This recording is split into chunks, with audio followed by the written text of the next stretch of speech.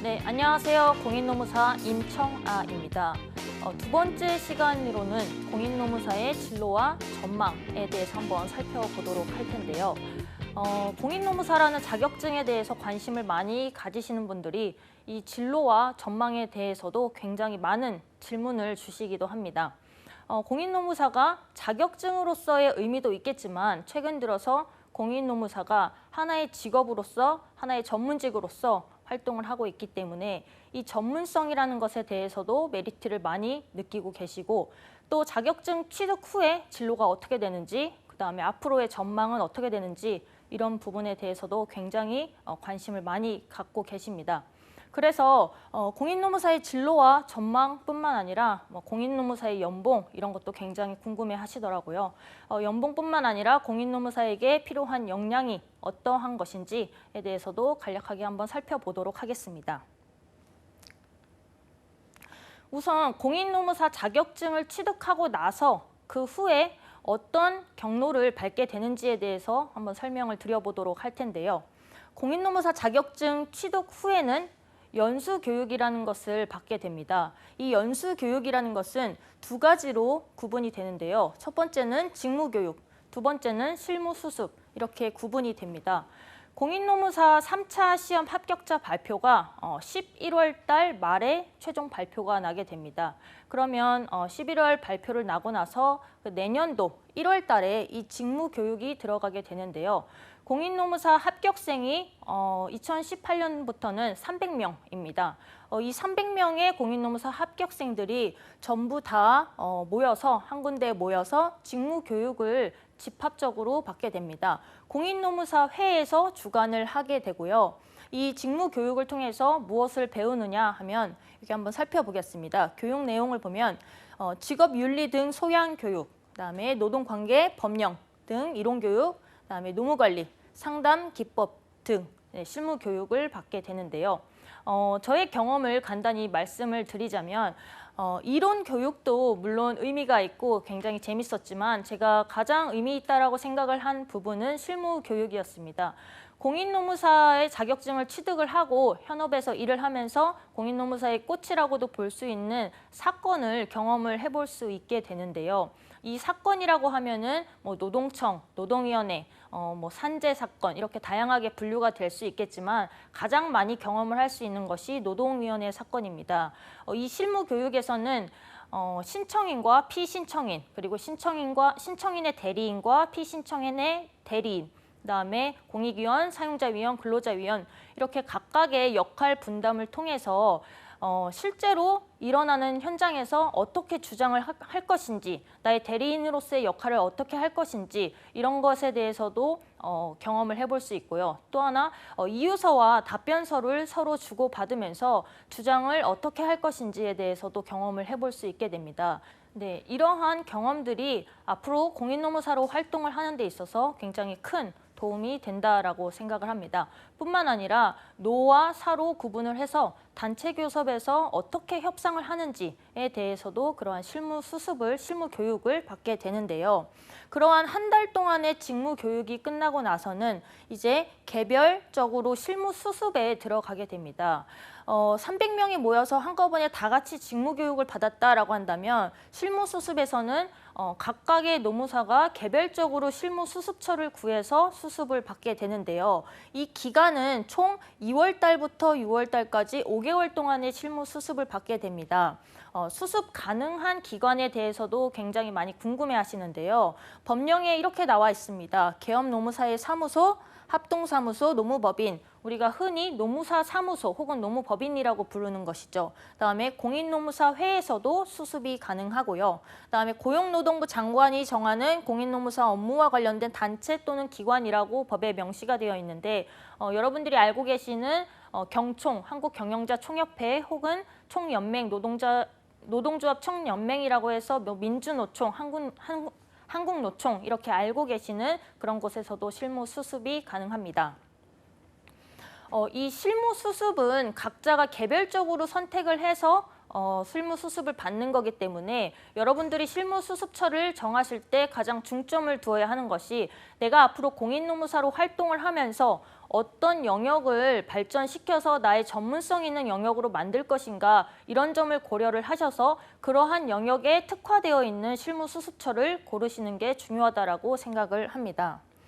네, 그리고 직무교육과 실무수습 이 두 가지를 합쳐서 연수교육이라고 말씀을 드렸는데 이 연수교육이 끝나고 나면은 직무개시 등록을 할 수 있게 됩니다. 이 직무개시 등록을 해야 공인노무사로서 업을 수행할 수 있게 되는데요. 이 연수교육을 받지 않으면 직무개시 등록을 할 수 없기 때문에 이 점을 좀 참고를 해 주시고요. 그다음에 이게 6월 달에 실무 수습이 끝나게 되는데 이 실무 수습과 직무 개시 등록 사이에 여러분들이 논문을 하나 제출을 해 주셔야 됩니다. 이게 노동관계법과 관련한 그런 논문을 제출을 해 주셔야 되는데 잘 쓴 논문 같은 경우에는 우수 논문상을 수상을 하기도 하니까 이 점도 고려를 한번 해 주시기를 바랍니다. 네, 연수 교육이 끝나고 나서 이제 여러분들이 본격적으로 진로 고민을 하게 되는데요. 이 진로와 관련해서는 300명의 공인노무사가 선택하는 진로가 굉장히 다양합니다. 그래서 전부 다 설명을 드릴 수는 없겠지만 대체로 많이 선택을 하시는 두 가지 측면에서 한번 나눠서 살펴볼 텐데요. 우선 첫 번째 측면이라고 한다면 현업에 남아있다라고 이렇게 표현을 하기도 하는데요. 현업이라고 하는 것은 공인노무사로서 활동을 하는 그 노무법인에서 뭐 고용노무사로 일을 한다든지 아니면 개업으로 일을 하는 경우를 의미를 하고 있습니다.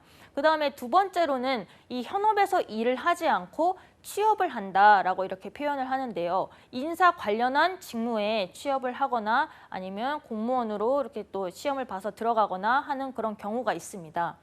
우선 첫 번째 파트로 현업에 남아있는다라는 부분에 대해서 설명을 드려보도록 하겠습니다. 크게 두 가지로 구분이 됩니다. 노무법인의 고용노무사로 선택을 하는 방법, 그다음에 두 번째로 개업을 하는 이러한 진로가 있는데요. 과거에는 공인노무사 자격증 그 합격생의 연령을 보면은 대체로 30대의 연령층이 많았습니다. 합격자가.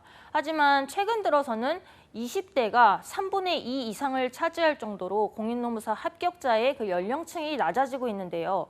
그렇기 때문에 공인노무사로서 개업을 한다라기보다는 어느 정도 경험을 쌓고 사회생활을 조금 더 해보고 개업을 하고 현업에서 일을 하겠다 이러한 생각들이 많이 있기 때문에 우선 첫 번째로는 노무법인 고용노무사로서 일단 일을 하는 이러한 경로를 밟고 있습니다. 우선 노무법인 고용노무사로 일을 하게 될 때 여러분들은 노무사로서의 전문성을 기를 수 있는 가장 빠른 진로를 밟을 수 있다라고 이렇게 생각을 하시면 좋겠습니다. 노무법인마다 담당하고 있는 업무 영역 그리고 더 전문성이 있는 영역이 각각 다를 테지만 대체로는 이러한 일들을 담당을 하고 있는데요. 예를 들어 보면은 기업 인사, 노무관리 자문, 급여관리, 아웃소싱, 그다음에 사건이라고 불리는 노동부, 노동위원회 산재보험 사건 이런 것들을 주로 담당하게 됩니다. 또 하나 노무법인에서 일을 하게 되면 여러분들이 연차가 쌓임에 따라서 자율성과 재량권을 부여받게 됩니다. 예를 들어 보자면 여러분들이 어떠한 기업에 법률 자문을 한다라고 가정을 했을 때 법에 명확히 정해지지 않는 경우들이 가끔 발생을 하기도 합니다. 판례 법리가 없는 경우도 발생을 하기도 합니다. 그럴 때 여러분들이 노동법 전문가로서 여러분들의 판단력에 의해서 결정을 해야 되는 상황들이 있는데 이러한 판단력을 실무에서 계속해서 경험을 하다 보면은 이것이 나중에 개업을 해서 여러분들이 대표로서 일을 하게 될 때 그러한 부분에 좋은 영향을 미치게 되는 점이 있습니다. 네, 그리고 개업을 하는 진로를 생각을 해보실 수가 있는데요. 앞서서 말씀을 드렸지만 노무사 합격생들의 연령층이 점점 더 낮아지고 있기 때문에 보통 이제 개업을 한다라고 하면은 노무법인을 실제로 대표로서 운영을 하는 것을 의미를 하는데요. 20대, 30대 때 이렇게 개업을 하기에는 조금은 어려움이 있다라고 생각을 하시는 분들이 많이 계십니다. 그래서 뭐 연령층이 뭐 40대다, 50대다라고 한다면 그때 자격증을 취득을 해서 바로 개업을 하시는 분들도 있지만 연령층이 어리다라고 한다면은 이 개업이라고 하는 것은 노무법인 고용노무사로서 일을 하면서 경험을 좀 쌓고 난 후에 가는 진로라고 많이 생각을 하시는데요. 이 개업을 하는 것에 있어서의 특징은 두 가지라고 생각을 해볼 수가 있습니다. 첫 번째로는 전문성. 그러니까 노무사로서 업무 영역이 굉장히 다양하잖아요. 이 다양한 업무 영역 중에서 여러분들이 중점을 두고 자신 있게 나의 전문성을 기를 수 있는 영역이 어떤 부분인가에 대해서 선택을 하고 그 부분에 있어서 계속적으로 전문성을 길러주셔야지 현업에서도 영향력을 발휘할 수 있게 됩니다. 이러한 전문성의 영역 하나를 생각을 해보셔야 되고요. 두 번째로는 영업력을 겸비해야 된다라고 영업력을 겸비해야 된다라고 말씀을 드리고 있는데요. 내가 어떤 영역에 있어서 굉장히 자신감이 있고 능력이 있다라고 하더라도 내가 그러한 영역에 능력이 있는지 외부 사람들은 잘 모릅니다. 의뢰인들은 잘 모른다라는 것이죠. 그래서 그런 부분을 어떻게 어필을 하고 어떻게 홍보를 하고 의뢰인들을 고객층을 만들어 나갈지에 대한 그런 고민도 충분히 해보셔야지 개업을 하고 나서의 진로도 경로로서 잘 밟으실 수 있다 이렇게 말씀을 드리고 있습니다. 여기 통계에 보시면 2015년 기준으로 노무법인의 수는 법인 653개, 개인사무소 336개가 있습니다. 이 중에 30%는 서울과 수도권에 집중이 되어 있다라고 이렇게 통계 발표가 났는데요. 이거를 보시면 알다시피 대체로 많은 노무법인과 많은 노무사가 수도권에 집중이 되어 있습니다. 그야말로 수도권에서는 경쟁이 치열하다라고도 볼 수 있겠죠. 그래서 이러한 부분 때문에 자신의 고향으로 내려가든지 아니면 지방으로 내려가서 개업을 하는 노무사님들도 많이 계십니다. 네, 다음으로는 현업에서 노무사로 일을 하는 영역 말고 취업을 하는 그런 영역에 대해서 한번 살펴볼 텐데요. 요새 들어서 공인노무사의 수요가 굉장히 많아졌기 때문에 사기업, 공공기관, 중앙행정기관, 지자체 등등 공인노무사를 필요로 하는 많은 회사들이 생겨나고 있습니다. 네, 이렇게 취업을 한다라고 하는 것은 보통 두 가지 경로라고 여러분들이 생각을 하시면 됩니다. 첫 번째로는 신입으로 들어가는 그런 경로가 있고요. 두 번째로는 경력직으로 들어가는 그러한 경로가 있습니다. 이 신입으로 들어간다는 것은 말 그대로 자격증을 취득하자마자 연수교육을 바로 받고 신입으로 들어가는 경우입니다. 요새는 대체로 인사 관련 직무에서는 공인노무사 자격증을 소지한 자를 우대하거나 아니면 공인노무사 자격증을 전제로 해서 채용을 하는 경우가 많기 때문에 1차 서류 전형에서는 공인노무사 자격증을 가지고 있으면 어느 정도 패스를 하는, 앞서서 말씀드렸지만 요새는 더 경쟁률이 많이 세졌기 때문에 또 프리패스는 아니다라고 이렇게 말씀을 하시는 경우도 있긴 하지만 서류 전형에서는 공인노무사 자격증을 가지고 있을 시에 좀 우대를 받는 그런 경향이 있습니다. 그리고 경력직으로 채용이 되는 경로도 있는데요. 앞서서 여러분들이 자격증을 취득하고 실무 수습을 받고 노무법인에서 고용노무사로 일을 하는 그런 경로를 밟으실 수도 있다라고 설명을 드렸습니다. 보통 취업을 먼저 할지 아니면 노무법인에서 경로를 먼저 쌓고 그 다음에 경력직으로 회사에 들어갈지 이 부분에 대해서 굉장히 고민을 많이 하시는데요.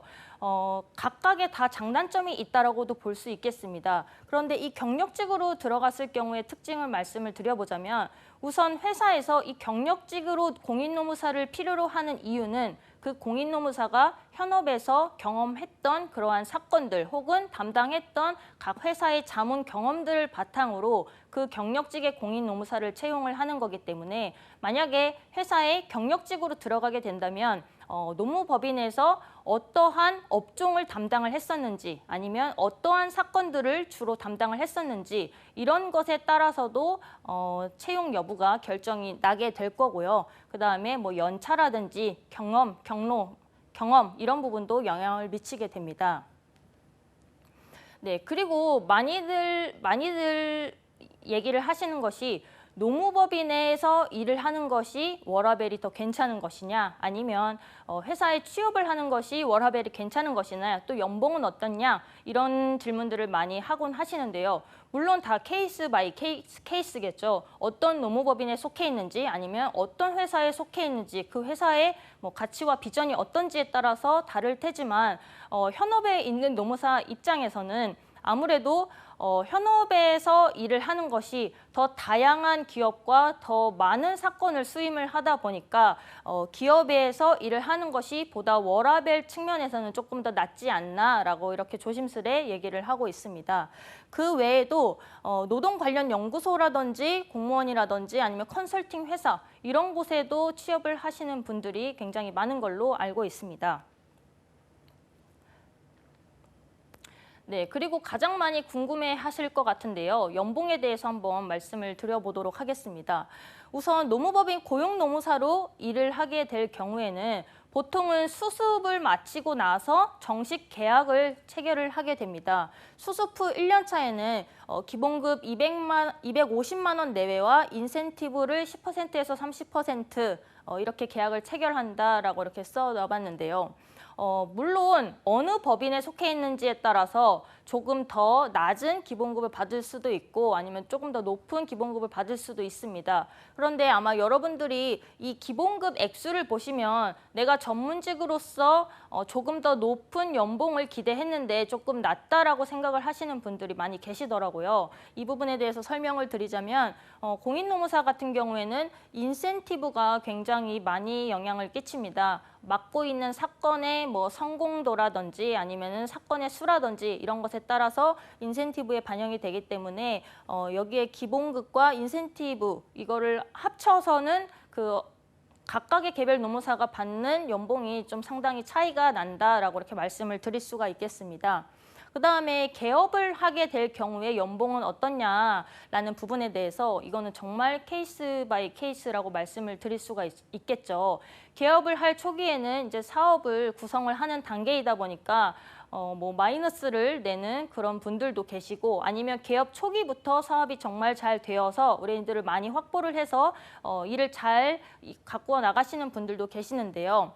2015년 한국직업전망에 따르면 현업에 종사하는 공인노무사의 월평균 소득을 통계치로 한번 발표를 해보았습니다. 뭐 상위 25%는 710만 원, 중위 50%는 430만 원, 하위 25%는 290만 원 이렇게 통계치가 나왔는데요. 현업에서 일을 하는 입장으로서 이 통계치를 한번 본다면은 이게 2015년 통계치다 보니까 지금 현재로서는 조금 더 올라가지 않았나라고 이렇게 보고 있습니다. 그다음에 사기업, 공기업 등 인사 직무에 취업을 할 경우에는 연봉이 어떠하냐라고 본다면 이것도 기업마다 케이스 바이 케이스라고 볼 수 있겠는데요. 우선 공인노무사 자격증을 가지고 회사로 취업을 하게 되면 정해진 연봉뿐만 아니라 자격수당이라고 해서 추가로 받는 수당이 있는 걸로 알고 있습니다. 그래서 초봉의 금액을 보시면 뭐 3,500만 원에서 4,500만 원이다 이렇게 표시가 되어 있는데 이 부분뿐만 아니라 추가로 자격수당도 받을 수 있는 것으로 알고 있고요. 그다음에 경력직으로 들어갈 경우에는 이거야말로 정말로 이 연차와 경력에 따라서 상이하다라고 볼 수 있겠는데요.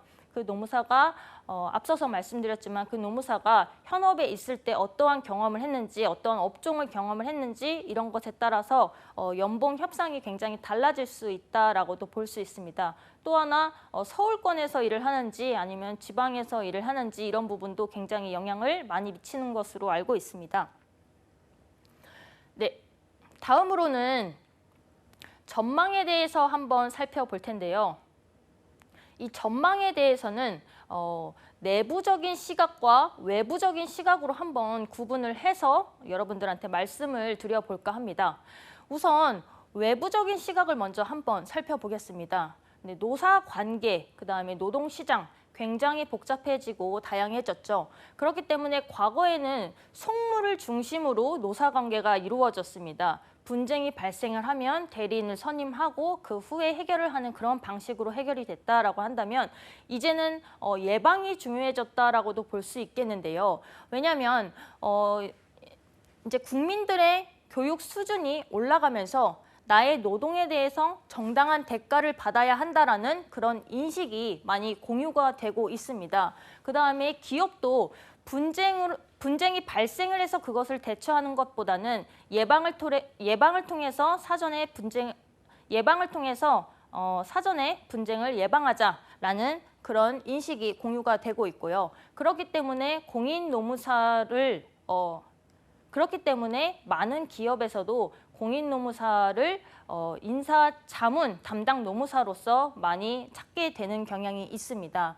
뿐만 아니라 근로자들도 노동자들도 나의 일에 대해서 정당한 대가를 받아야 된다는 그런 인식이 많이 공유가 되고 있기 때문에 내가 만약에 덜 받은 임금이 있고 덜 받은 수당이 있다라고 한다면 노무사 대리인을 선임해서 이에 대해서 법률 분쟁으로 진행을 하고자 하는 경향이 많이 있기 때문에 노무사의 필요성이 많이 증가가 되었다. 이러한 수요를 반영해서 2018년도에는 공인노무사 합격 인원을 250명에서 300명으로 증원을 한 바가 있습니다. 굉장히 최근이죠. 네, 또 하나 노동 이슈가 굉장히 다각화됐다라는 측면도 공인노무사 필요성과 연관이 있는데요.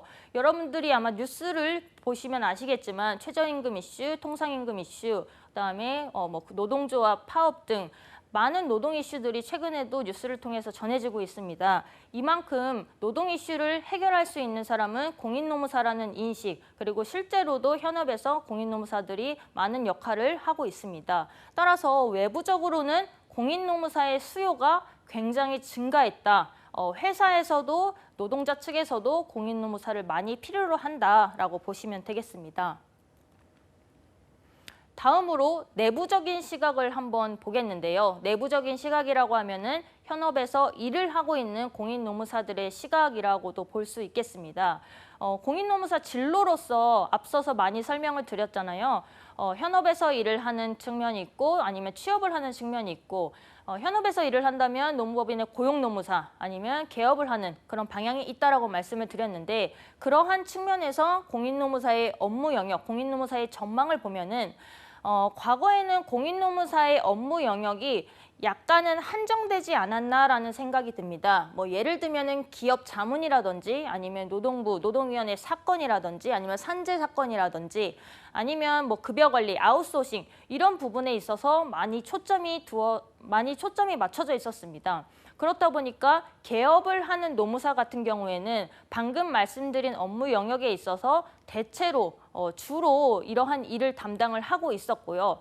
과거에는 이러한 일만 담당을 하더라도 사업 운영이 가능했기 때문에 이러한 업무 영역에 조금 더 초점을 둬서 더 다른 업무 영역을 개발하지 않았던 그런 면이 있습니다. 하지만 여기에 제가 썼듯이 업무 영역의 레드오션이라고 표현을 한번 해봤는데요.